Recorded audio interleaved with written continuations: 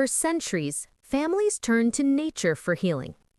Long before pharmacies and synthetic drugs, remedies were found in kitchens, gardens, and forests, passed down from generation to generation.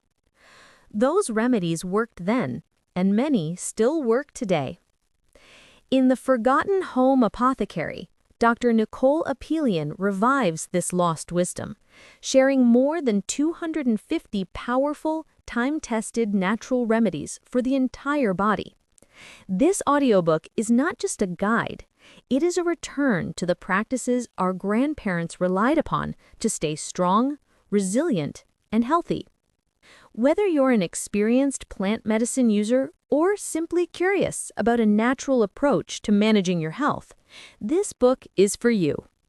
Inside, you'll find practical, step-by-step instructions for creating safe and effective remedies at home, supported by clear measurements, dosages, and even traditional stories that bring these recipes to life.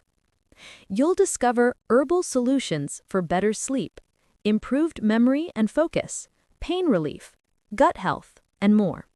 Remedies designed to support both everyday wellness and long-term vitality. These aren't vague suggestions. They're proven, detailed formulas you can make in your own kitchen.